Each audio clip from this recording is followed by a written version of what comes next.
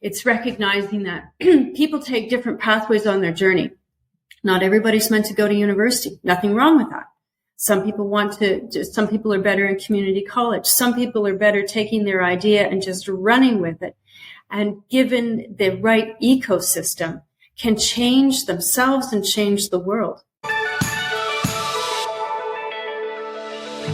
Hello, I'm your host, Evelyn Clark, and this is the 6-Star Business Podcast, where we have conversations with amazing, incredible people all about what it takes to be 6-star, going beyond the status quo, doing things differently, and how they bring purpose, love, and impact into their businesses every day. I'm so excited to be bringing this guest to you today. Her name is Kelly Culver. She's the founder and director of the Culver Group in Canada and the I Impact, You Impact Innovation Foundation in the Netherlands. Both company and foundation are purpose-led organizations doing business whilst also doing good. What's so wonderful about Kelly is she is a global leader in her area of resilience and finding strategic solutions to big problems. She thinks big. She looks at the global landscape of what our challenges are and finds solutions for them. Her story is one of innovation, courage, strength, and tenacity. And when she speaks, I just feel like we are old friends sitting down for a cup of tea and chatting about something very normal, not just solving global problems. She's consulted in different countries around the world, organizations at different levels. And now she's focusing on resilience, and she talks about this next chapter of her life and how she's really wanting to bring resilience to organizations, small and large, and countries, and feels that that is the way forward. It's a brilliant conversation. Enjoy this one with Kelly Culver. Oh, it's so good to be here. Welcome, Kelly Culver. I am so happy to have you here as my guest today. How are you? I am well, and I'm really happy to be here. Thank you so much. Thank you. And my co-host today is Corey Sebest. How are you doing, Corey? Always excited to be back and having a special guest like Kelly today. So will be definitely amazing conversation going forward.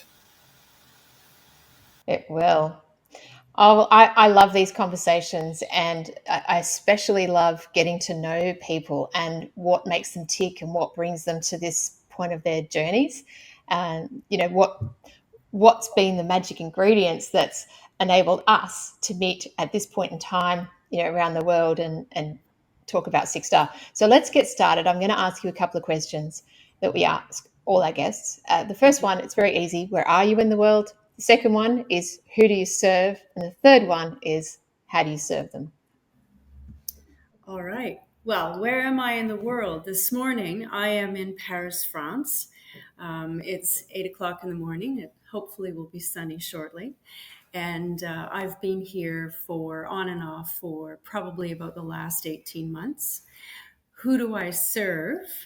Because I think they're sort of connected in a way. I work with leaders. I work with CEOs in companies and in countries, and I help them navigate disruption and turbulence and transition and transformation through strategy and resilience. And I also work with students, young students who are aspiring entrepreneurs, to help them commercialize their innovations. So I work in a raft of areas, and you're going to have to ask me question number 3 again, because it's just out of my mind, gone. It was, how do you serve them? Okay.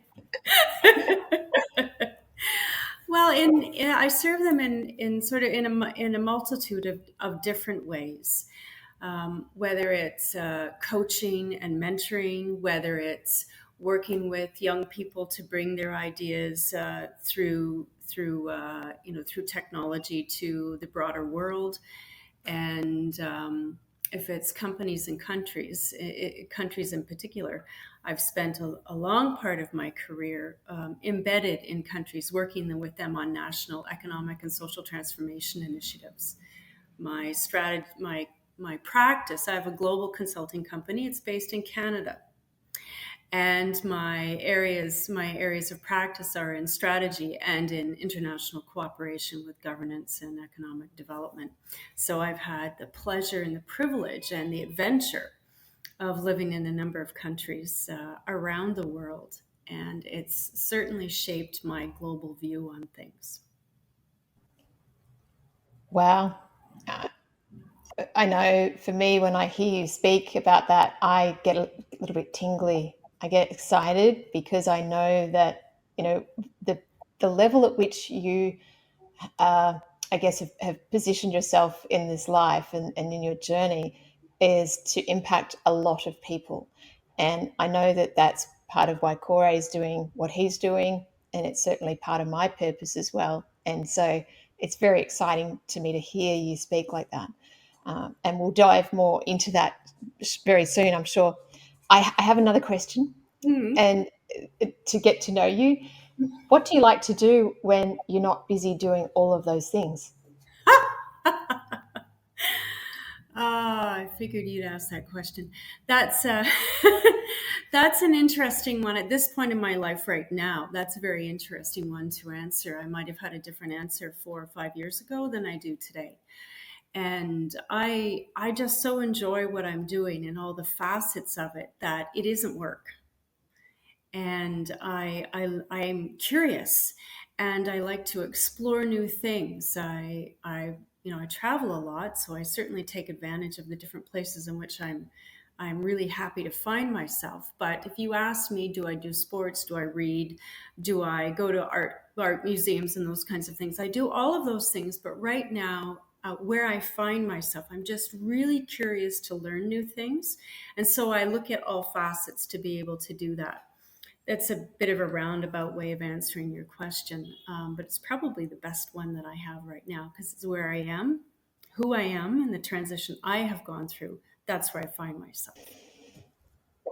Thank you for that honesty. Is there something in particular you're learning about at the moment that you never would have thought that you would be learning about, say, 2 years ago? I have, and it's just very recent, even since the last time we spoke. It's really quite fascinating. I'm in Paris. And when you envision Paris, you think, oh, it's this beautiful romantic city for lovers, and it is. It's a magical place. And and I have found that. I thought, oh, I'm going to come to Paris. Yes, I'm going to fall in love. And I have. And I've fallen in love with who I am now. I am a new person. This is a new year, new gig, new girl, the whole thing. And I absolutely love it. And Paris has given me that freedom to walk through that piece and has put me in such a happy place. Best answer ever, period.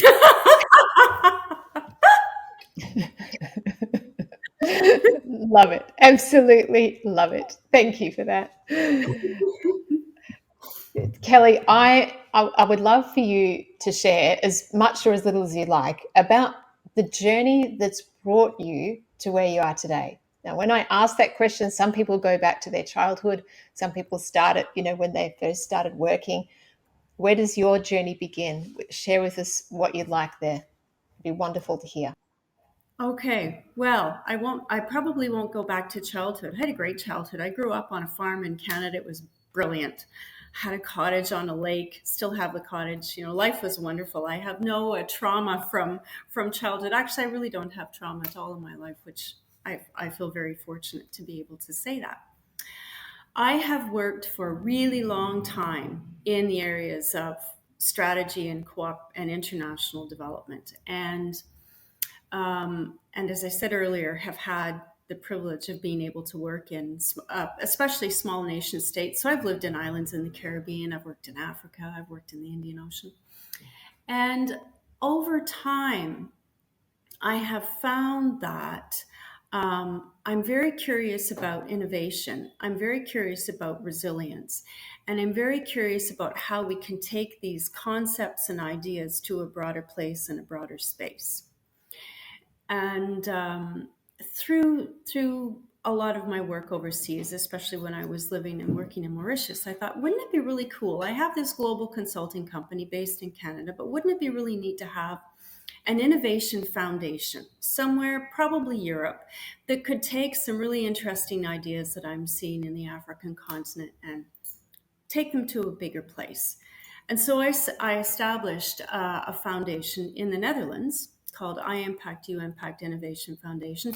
And it really still needs to get off the ground, to be honest, be very candid with you on that. But it's around looking at purpose as the new currency. I think purpose and profit can coexist. I don't think profit is a dirty word in any way.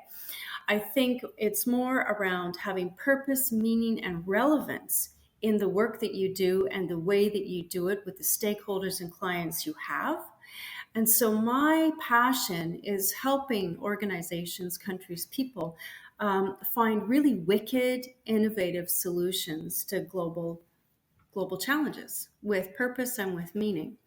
And in doing that, I thought, maybe I should be looking at innovation or strategy in a different way. So in parallel with these concepts, these ideas, this wonderful existence and work life, I also had the privilege of my husband Peter, who is British and worked in the field of natural resources in Canada. We used to laugh with each other. He said, it took a Brit to come to Canada to make them see their natural beauty equal to the cathedrals, the Notre Dames and the Westminster of the world. We journeyed together, we traveled together, and in 2016, Peter was diagnosed with cancer, and sort of an aggressive form of cancer. And so he underwent the treatments that he needed to have in a world-class healthcare system in Canada. Wonderful. But we also continued to travel and work together overseas. And from a prognosis of 3-year lifespan, he actually had 6. And it was really quite phenomenal for his determination and our determination to live life large in the time that you have and do things that you wouldn't think you normally would do. And I don't mean, create a bucket list and tick those things off. I just mean live with purpose, live with value, have strong, good relationships with people who matter and you care about, talk about all those things. To use a Canadian phrase, put the dead stinky moose in the middle of the table and acknowledge it's there and talk about it and be fearless. And so he taught me to live a life that's fearless, because I don't think anything will hurt as much as that side of the journey. So I'm not afraid to fail. I'm not afraid to create a space for other people, a safe space for other people to fail either, because I think this is part of what the journey is about. In the midst of all of these things, I decided I had this really crazy idea that I wanted to do a doctorate. So I started a program with the Paris School of Business. It's an executive doctorate. I will finish it this year.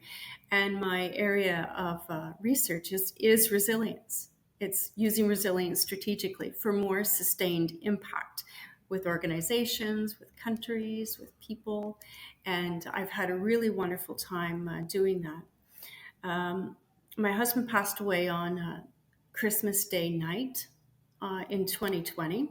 I sold the house that we had built together in August 2021, put everything into storage, packed 2 suitcases, and moved here to Paris to work through my own transition and my own transformation, realizing that grief is a process and it takes all of the different pathways that it needs to take.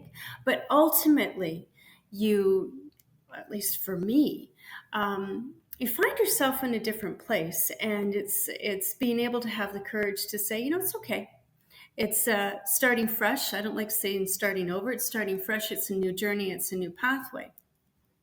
So in all of these things, I've had a really interesting time and journey with this doctorate, but also with some phenomenal projects I've been working on with a colleague around how to commercialize student innovation and entrepreneurship. So there's these shiny little beacons in an orbit that create a wonderful universe that I now find myself living in very happily and very gratefully. That's my journey. And that's why I'm here talking to you, I think. Wow. Thank you for sharing that in such a authentically real way and honest. And I agree that when these moments happen, like you went through Christmas 2020, you've made those steps. That we all take steps. The journey is 1,000 steps. It's not one big leap, and we don't start over. We start fresh, like you said, and it reminds me that we are the sum total of all of our experiences. We take everything with us and become better versions of ourselves. We are always evolving.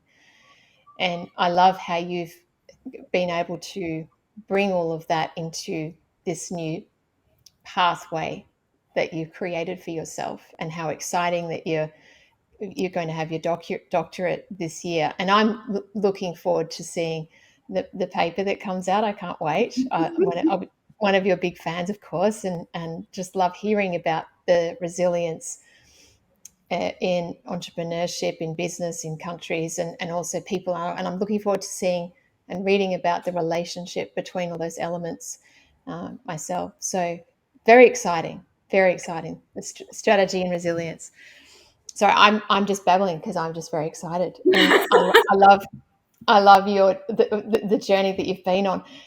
What was there a moment in the journey that made you think, I need to be on this path, working with leaders of countries or country organizations or leaders of large organizations? Or was it a gradual move into that space? I think it was more a gradual move into that space. I would say my pathway wasn't sort of a straight trajectory, it was more like a winding stream. I started my career in government in Ontario, in Canada, in Ontario. And we were looking at ways to change the customer experience. A novel thing with government. We were looking to change the customer experience and interaction to be one that, what do they want, what do they need, as opposed to what do we want to impose on them. And I really enjoyed that work. And we started to look internationally at some best practices. And in the mid 1990s, so now I betray how old I am. In the mid 1990s, we looked at New Zealand as a leader in that area, and I thought this is really, really interesting, and found very quickly that I had the knowledge that I was gaining, the projects I was leading, the exposure that I was having on that had resonance in a more international context with developing countries. And I thought, this is really what I want to do. And that's how my journey took me into that space. And in that space, then I built up credibility in the international community around governance and small nation states. I was invited to be a fellow of the Royal Society for some of the work that I've done overseas, and realized that I'm lucky enough that I can communicate across the strata. I love having those stakeholder sessions where I am in my work boots out on the beach talking to people, hearing their real lived experiences and what that means based on their needs, from what their society, their community can provide to them, to working in that space with prime ministers at the UN to help them present their Sustainable Development Goal Review. I love both those spots, and I'm very comfortable in both those spots. I think it's because I grew up on a farm. You can never take that out of me. I love being in the field. It's relevant, it has purpose, and you take things down to their most granular level, and then you say, how do I solve that wicked problem way up here at the strategy? If you don't do that, it doesn't matter what you do. Who's going to buy it? Who's going to want it? It has no meaning. Those words that you use, the purpose, the meaning, was it the relevance? Um, Relevance. yeah, it's so interesting because the words purpose and meaning have been talked about again and again and again by so many people in the Six Star community. And it's come up for me many times over the last 18 months. And to hear you talk about it as, I guess, a baseline or a foundation of the work that you're doing, and I'm sure your doctorate there, but also what drives you in what you're doing, it's like, wow, it's wonderful that we come at these ideas or these levels of knowing about the way to do business and the way to connect. Yet we've never met. You're in Paris or Canada. I'm in Australia. Cora is in Germany, and we come up with these things. We have this knowing at the same time, and here we are connecting and saying we want the same things. And I know that for me, that's I just imagine a world where we have purpose and meaning and relevance in what we do commercially through business and how we provide solutions to our communities and our customers. What an amazing world. I know, and I really think that's possible. I think we are at this cusp. We've gone through so much turbulence, but life has been turbulent. The world's been turbulent for millennia. But I would say we've gone through so much turbulence in the last 3 or 4 years with we have COVID, we have a green recovery, digital transformation, COVID, war in Ukraine, inflation, scarce resources, tight labor market. And it's this spot, and I think we've kind of entered, like I talk about a resilience nexus, and I think we're in this swirling convergence of people finally starting to see and think along the same trajectory around purpose and meaning. But I also need to put it in the context that sometimes we think corporations are not necessarily good places or spaces. But if they look at the relevance, if they look at what they're doing and their relevance in the marketplace, then they are on that same pathway around purpose and meaning, and profit has to coexist with purpose. It can't be looked at as profit is not a dirty word. Again, it's how you use it, the means by which you acquire it, and the philosophical thinking. And I really am seeing a change in leadership structures and how people are thinking in that way that I am really hopeful, and I feel I have data and evidence and reason to say that with a level of confidence that we're all now walking on the same path. Some of us are running, some of us are dawdling, some of us are being pulled along kicking and screaming, but we're getting there. More than 2 years ago, I really think we're getting there. That's so heartwarming. And would you say that's at all levels, like the Mhm. corporate, the middle, and the small? You're seeing it across the board. I am, because we've had a sea change in attitude. Think about this. Think about how companies had to change so quickly in COVID, had to change their practice, had to just their philosophical piece, and gave some additional autonomy and power to their employees, their staff. Let's call them staff. I don't like employees. Their staff. Those staff now have, because they've been given a level of flexibility. You can't take that back. And I don't mean the debate about work from home, not work from home. I mean more the debate in how do we do business? Staff are more engaged in the philosophy of how do we do business. And I say that generalization, and you can probably give me examples of your own experience where you will say, Kelly, I don't agree with that. And that, fair enough. But I would say on average, we are seeing more of that now that we have, I think, more of a collective on a same path than we had 10 years ago.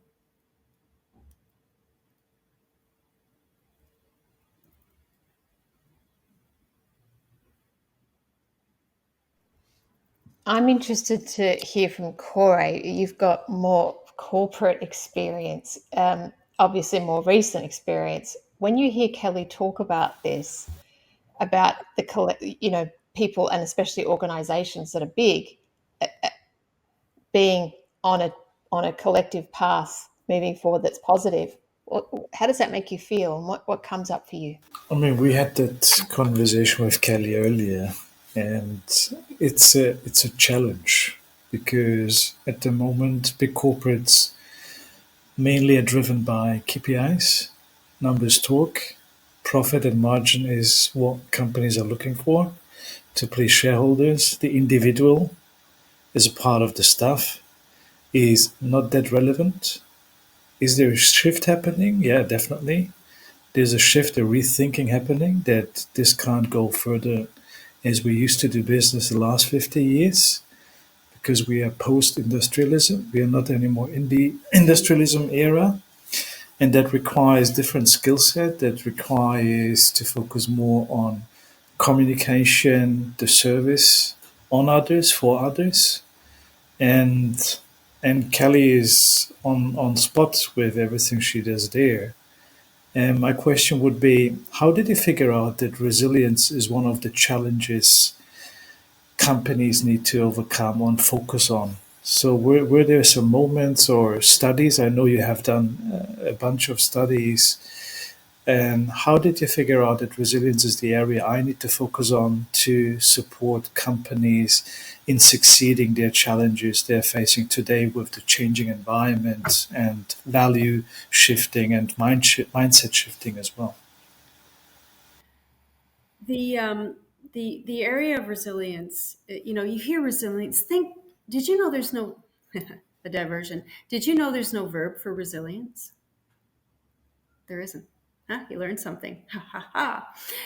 Think of how many times over the last 3 or 4 years you've heard the word resilience in so many different contexts. And there's no one commonly accepted definition in the research that I've done. I found 47 different definitions of resilience across 14 different sectors. So we can't even agree on what does resilience mean. But to come back to your question, Corey, around companies, for a long time, companies, and I will say companies and countries in the same breath, the same thing, the same answer. It was always a case of we have something happen and we want to build back. We want to return to normal. What is normal? Well, normal could be the same level of GDP that a country had before COVID. Normal could be the same kind of clientele, the same workforce, the same workflow that we had before a cybersecurity attack, before the 100 earthquakes that Christchurch had over a 12-month period of time in 2010, those kinds of things. We want to return to normal because we define normal as being stability. If all you focus on is a return to normal, what you're forgetting is, or you don't have strategies or resilience techniques to stay on track, the day-to-day operations. What do we do on Monday morning? How do you have that continuum, that business continuum? And the other piece is, if you aren't also at the same time simultaneously focusing on that innovation, relevance in the marketplace, experimentation, looking for new opportunities. And we saw this again with COVID, where companies failed because they hadn't been planning to look ahead. They were just looking behind, looking at those lagging indicators for KPIs, as opposed to leading indicators for future growth, in addition to lagging and what's happening on a day-to-day basis. Those companies haven't been able to leverage resilience in a particular way. Resilience became interesting for me in 2016 when I was working in Mauritius with their government on a national business transformation strategy, whole of government strategy for the country. I became disillusioned with the concept of the Sustainable Development Goals, not what the Sustainable Development Goals are doing, because they're part and parcel of who I am. I didn't like the word sustainable. I feel it's more resilient development goals as opposed to sustainable development goals. Same thing, same concept, same, the 17 goals and those kinds, but we need to think about it more in terms of resiliency, because sustainability it's hard to measure. We can't really agree on it particularly, and it has different meanings in different contexts, like resilience. So I'm not really sure if that answered your question, but it was my curiosity on people are talking about resilience, but what do they mean and how can they apply it in strategic, practical, and tactical ways as something that's embedded in, or transversal throughout the organization? Which changes does a company need to undertake to be, according to your definition, resilient and prepared for the future challenges? Are there some key aspects? I think that companies need to be able to, companies, CEOs need to understand that equal weight needs to be given to looking at what do we do when times are turbulent? We are in a constant state of transition. What does transformation look like? But all of those things have to happen on the same pathway. I have to be able to have very strong, resilient strategies to return to normal if I have a shock. At the same time, I have to have resilient strategies that manage what I do as a company every day. I also have to have resilient strategies that focus on how I stay relevant in the marketplace. One isn't more important than the other. The failure I have seen is companies only focusing on one of those aspects. Companies who only want to focus on transformation because they want to be the next Skype, they want to be that unicorn, fail to understand there's this bedrock that they need to keep going as well. Those organizations that want to just continue, want to build back to the way we used to do things, risk being relevant in the marketplace because they aren't looking at those opportunities. One isn't more important than the other, and we're finding, I have found with companies and countries, they don't look at those three elements simultaneously. They think it's a sequence. It's not. Fascinating. So, for a business owner who's listening to this conversation, how can they take this message that you've just spoken about at an individual level? Wow, at an individual level, as a business owner, as an individual, well, I mean, I think building resilience is, and I look at myself, building resilience is understanding that, well, I'll use me. It's about navigation. Resilience is about navigation. And resilient strategies that try to control things don't work.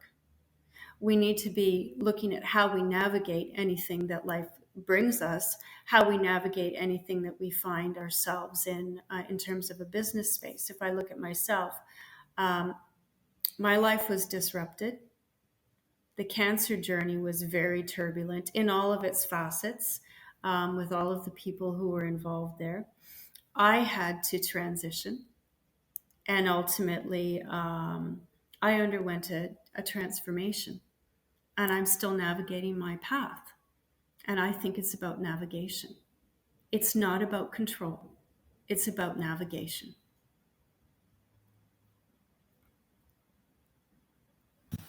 Can you become resilient without knowing and understanding who you are? Because you need a starting point, right? Very often, we actually don't know who we are. We pretend to know who we are and just fitting into a role, and then something happens, and then we start questioning everything. So, is the journey to become resilient or more resilient starts with yourself first to understand actually who I am? That's an interesting question because that to me it puts this puts a discussion into an either or category. Either I know who I am or I don't, and I can become resilient, or I can't.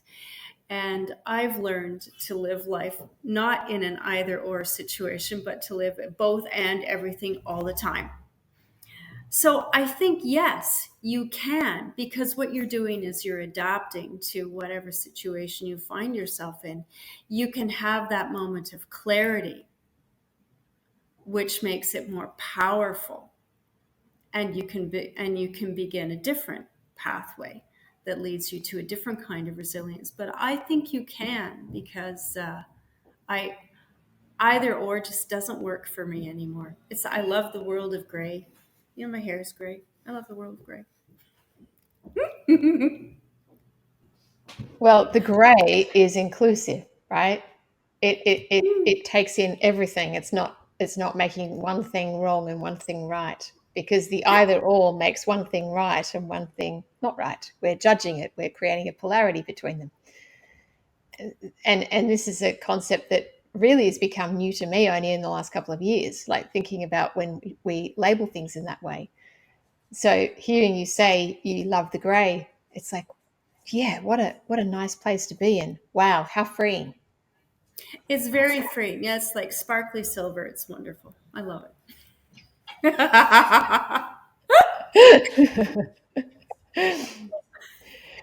You know, in Six Star, we talk about doing things differently. It's one of the tenets of, I guess, what we believe in, or I guess I believe in it, and people I speak to, because it's more about moving away from the status quo, about encouraging people to actually be conscious about how they're showing up in the world and the conversations they're having and how they're connecting with customers and what they're selling, and doing it in a way that is unique to them and relevant for their customer, relevant for them. In other words, doing it differently.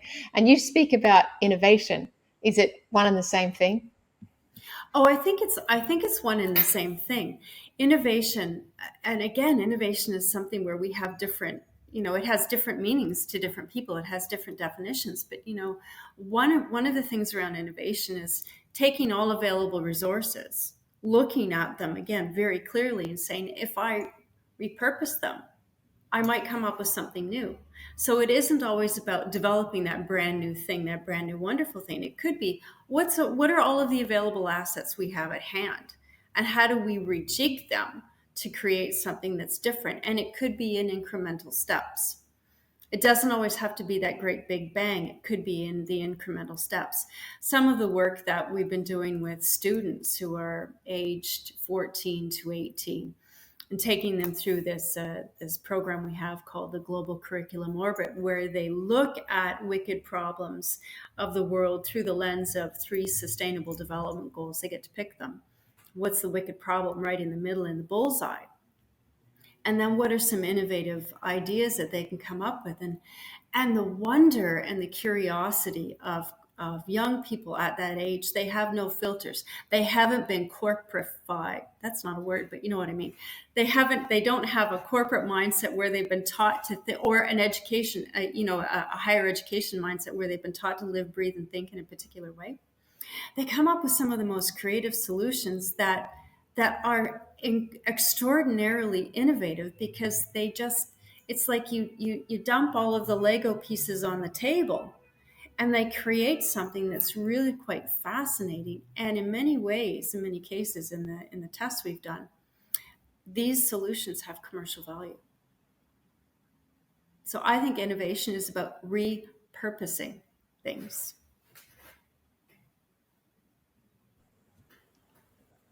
I couldn't agree more, and I don't think it has to be that far away from what's in front of us. I think sometimes I know for myself, I've thought about that and gone, oh, it's got to be something way outside of myself, Mm. but it's actually not. I don't have to come up with something so new that I've never seen it before. Like you said, it could be just rejigging what's already here.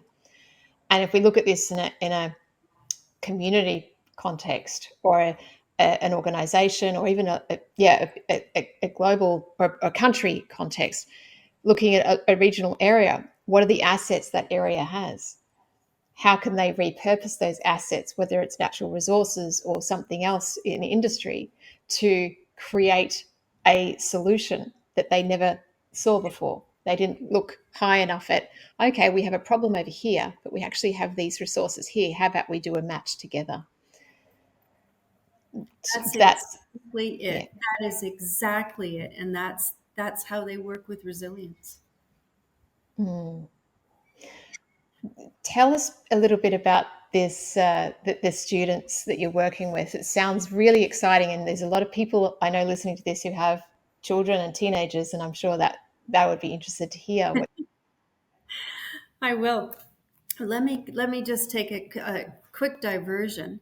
Something very and talking about innovation using all available assets. A couple of years ago, there was an oil spill off the south coast of Mauritius, and one of the tools that people used very locally, women cut their hair. Hair is one of the best absorbers of oil in the world, and so this all kinds of hair was put across the sea to start the mopping up of the oil. Now, I mean, it was just I don't want to downplay it at all. It was a solution. It was fast, it was easy, and it was very innovative, and it was proven to work. It didn't solve the whole problem, but it was a local community saying, we know this works because of our traditions. Well, this work that we're doing with students, we are a colleague of, and she's Australian, by the way, a colleague and I have created a program called the Global Curriculum Orbit. And we work with, it's at two levels. We work with schools to integrate this concept and curriculum, either through a semester or through boot camps. We've tested it in Australia and in Mauritius, and we're now working, we will be working in Ireland on it as well. And it's bringing together teams of kids who have different backgrounds, different areas of expertise. We present them with a framework very quickly. We talk about the Sustainable Development Goals. They have to pick three. They look at, okay, what's the thing in the middle? What's the bullseye in the middle? What's the problem we need to solve? And then we work with them through an innovation planner. And we've had phenomenal success in gathering their interest. In the program we ran in Australia, we allowed the kids to use Minecraft to build their solutions. So, if you're letting them use Minecraft, they're all in. They don't care whether they're successful or not. If I get to play a video game at school, I'm so there. Sign me up. When we held a competition in Mauritius, we were really fortunate to have two global technology leaders offer us their office space for a week. So we exposed kids to the world of work and had really phenomenal technology solutions available to them as they built their wicked solution to a wicked problem, and then we're able to showcase to the community, to government leaders, business leaders, what their solutions were, and we've captured those solutions in a knowledge gallery and are looking to see how we can match them with businesses. One of the other reasons why I'm here in Europe is we're looking at through the European Innovation Council, with some luck, looking at building a digital platform that would be a knowledge gallery and an innovation accelerator. It's a lot of fun. It's so much fun. What's your I guess your vision for outcomes by working with these teenagers in the innovation space? Is it to get solutions? Are you doing it to, I guess, I don't know, do you want to see all teenagers have access to this in the future? Like, what are your big hairy goals? We know that big hairy goals, just as some schools, or Estonia, since the mid 1990s, has been teaching coding to kids starting at age 5. Yeah. So just as we're doing that around the world, we think that introducing kids to entrepreneurship at an earlier age is fundamental to helping them solve problems, think critically, use their curiosity and their imagination. The eyes of innovation are so important here. And so my goal, or our goal on this, would be to drive the concept of innovation further down into the system, because we know a lot of entrepreneurs will say, if I only had this training when I was younger, I wouldn't have failed at this, or lost this money, or had this lost opportunity. We know for every, I'll speak in Canadian terms, we know for every dollar invested in entrepreneurial education, not at the university level, before university, we see a $45 return. in investment. We have that data, we have those statistics, and that's happening here in Europe as well. So entrepreneurship and entrepreneurship at the student level is a really hot topic around the world. I participate in a working group at the OECD with higher education institutions on entrepreneurship and student innovation, because we need to show different pathways for wealth creation. And wealth has a broad definition when I say that, not just money in pocket, but society wealth, community wealth, healthier, wealthier nations. And the key to that really is opening up so many different realms of possibility and pathway to students at a younger age. That's my dream. It isn't just about the very classical or singular focus. Student has idea, we commercialize the idea, everybody makes money. It's not about that. It's about exposing them to different ways of thinking. It's recognizing that people take different pathways on their journey. Not everybody's meant to go to university. Nothing wrong with that. Some people some people are better in community college. Some people are better taking their idea and just running with it. And given the right ecosystem, can change themselves and change the world, big or in little incremental steps. That's my dream. That's exciting. It is.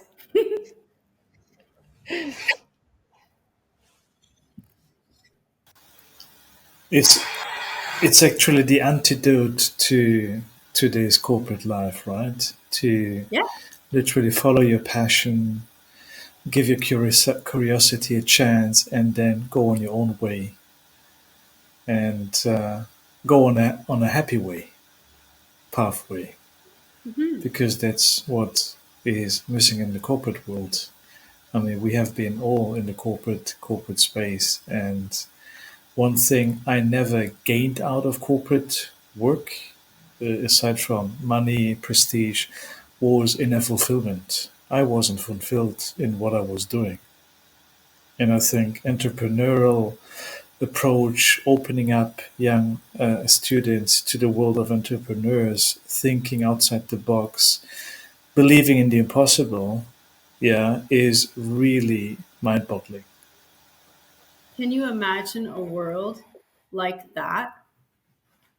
I can. I might not live to see it, but I can imagine a world like that if we get them now and we show them those different pathways. We help them think of opportunity and we help them think of hope. I put my international cooperation hat on again. If we don't work with people, particularly young people, but people in general, and show them that there is hope and opportunity in the world in which they live. And they might be living through really difficult circumstances and situations brought on by climate change, by migration, poverty, drought. There's still an element of curiosity and hope there. And if we can show people those, not to give up on that. And I hope I don't sound like I have rose-colored glasses on, because I certainly don't. But I think it is irresponsible of any of us who find ourselves in leadership positions to speak without showing a pathway of hope, in addition to recognizing the current reality in which we live. And I'm not sure we do that well enough with youth. And like, that just has to change. Does does the change require also the change of the mindset? Because if you look to today's world, today's ecosystem, who are we as individuals? We're actually seen just as consumers, right? We are here to consume.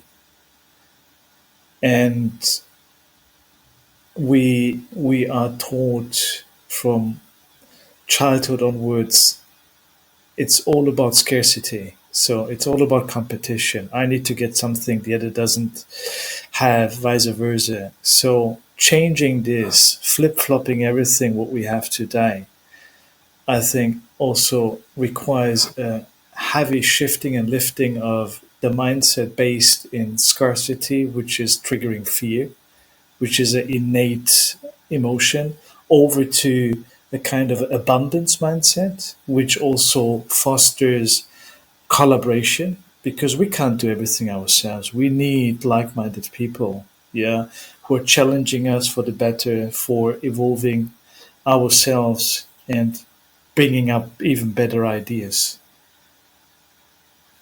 I agree with what you say, but I will challenge you and say, you should come on a trip with me to some of the countries I've lived in overseas where, because there is scarcity, a lack of abundance of resources, they are the most creative, innovative, purposeful, solution seeking people I have ever met. That when we take this filter, I'll use North America, I won't say Europe, when we take a North American filter of how we define success, we've lost the plot. Absolutely lost the plot. I work with countries where kids just want to have a school to go to. They want to be safe to get to that school. They want a teacher there, and they want to learn.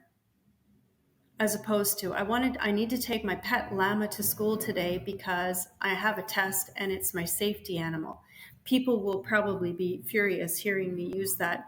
I'm giving a black and white example, not to be disrespectful, but I really sometimes think we've lost the plot on what's important. So if you went on that journey with me, you'd see that really is in action. It depends on where do you sit in the world and what's your worldview, I think, more than anything. I totally agree with you. I mean, just uh, to take Africa as an example, I have a lot of African friends. I'm always amazed about the cheerfulness of these people, yeah, and their relatives in Africa. Exactly what you just said: scarcity everywhere, yeah, lack of clean water, electricity, all these things, and schools, yeah. Kids are running 5, 10 kilometers and happy to be at school, and our kids here in Europe, they try. They even my daughter, 9 years old, yeah, she has one day so, one day this, yeah, Mm. it's true. That's the only little lecture I'll give today. But yeah, I just think in some ways we've lost the plot, and I look at schooling as an example. Yeah. I couldn't agree more. I would love to know from all of your travels and the different places you've been, what's the standout place that has really helped shape your thinking and beliefs around what you're doing today? Oh man, that's a really hard question to answer. I I Canada is a land of opportunity, and Canada is a place where there's just a lot of it. It is a phenomenal country. It has wonderful natural resources. We're an open society. We look at the possibilities of what we can do. And I think if I didn't have that grounding and that background, that country set in my soul, I wouldn't be who I am today looking at the world the way that I do. So that's my baseline. To answer your question, that's the context. But to answer your question, I lived in Mauritius in the Indian Ocean for 4 years. And it's a phenomenal country of such a interesting background of people, and it framed a lot of the thinking that I have in resilience. It certainly framed a lot of the thinking that I had in resilience. Um, and it certainly set me on a different pathway. Um, I wouldn't, I don't want to say which is my favorite country in the world because they all have a special place to me because it was a privilege to be able to go and live and work there. But Canada is in the fabric of my DNA and how I look at life. And the countries in which I've been able to work have framed my global thinking. but there's a little special piece of me in Mauritius. Nice. I got you to say something around, one of them. There always is, I think it's part of the journey. And I'm so pleased that that place made such an impact on you, that's helped you to be who you are today and do what you do today. Mm. Going back to the innovation work with the teenage kids, I'm excited by that. I think about this a lot. I have twin 12-year-old boys and chose to homeschool them this last year, and they're homeschooled again this current school year, where they'll be in year 7. And I could think of nothing better for them than to have an open mind, to have the freedom to navigate their own path and think creatively and openly, which is part of the reason why I chose to homeschool them, because I could see the system was really holding them back, and they were feeling almost frustrated that they couldn't be the best, the most grandest expressions of themselves. These young minds that were just getting sort of hitting these limits.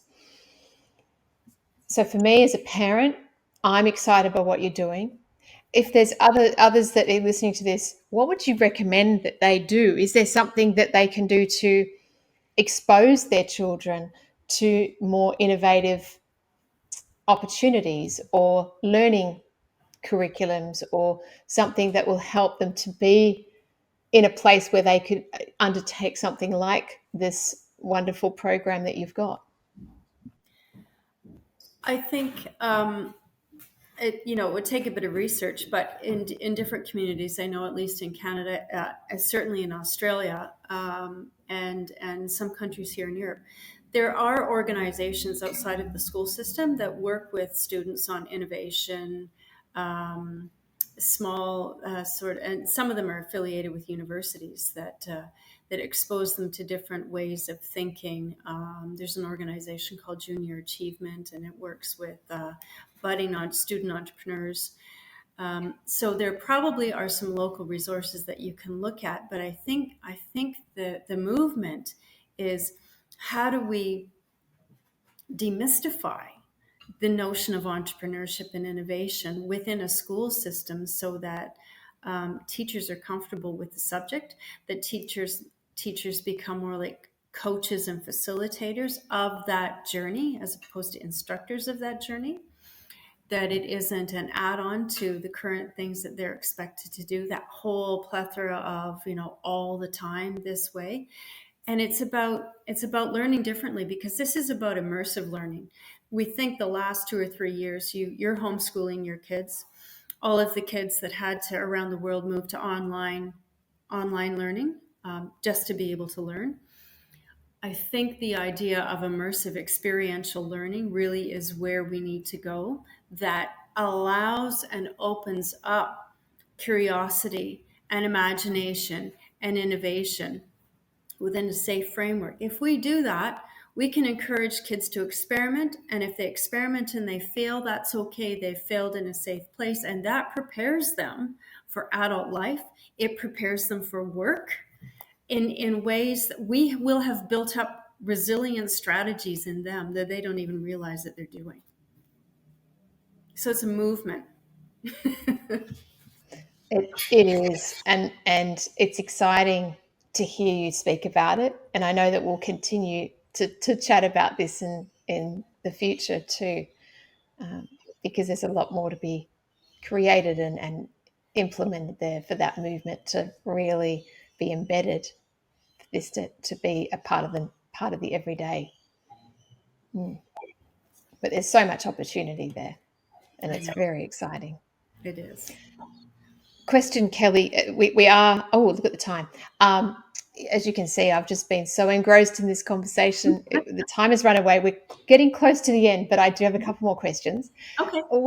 First one is, what does being 6-star mean to you? Being 6-star to me means me as a person, a 6-star business. I think that we need to continue to be curious. We need to continue to tap into our imagination. We need to constantly experiment and not be afraid to fail. I think there are concepts around smart failure. Failure is not bad. Failure is how we learn. And a 6-star person, a 6-star business, I think is in a constant state of tenacious transition. And that state is okay. And if you're not in that spot, I think you're missing opportunities. Wow. I've never heard it like this, but put like that before. Everyone has their own view of it, but I absolutely love that because to me, that is so true and so real. I like that. Tenacious transition. Love it. Corey, have you got any final questions or comments for Kelly? No, except that she is a brave lady. I love what she does. And that I will support her with my connector skills, whatever that means, whatever I can achieve. Yeah, because we need more people like you to make some substantial changes and impact in this world today. Thank you. Thank you very much. You're very kind. Thank you. Yeah, it's been an absolute pleasure, and I look forward to continued conversations and to see how Six Star can learn from and evolve, but learn from the work that you're doing and the things that have kind of come out of your research as well, and how we can share that, and especially around the leadership piece. I think that is really important. And we're all leaders because we're all leading our businesses and our staff and being examples for our customers and our families. And so there's a lot that we can learn, I believe, and I'm looking forward to all of that. As the morning gets going in Paris and the emergency services are ringing their bells behind you, Kelly, I just want to thank you so much for your time. It's been a pleasure to have you on the podcast. It's been wonderful. This has been a lovely discussion. I've thoroughly enjoyed it, and I would like to thank you for inviting me on this podcast. It's been a phenomenal way to start the day. It definitely has. Thank you, Kelly. You have a wonderful day, and we look forward to speaking with you very soon. Thank Thanks you. a lot. All Bye, the best Kelly. to you. Bye.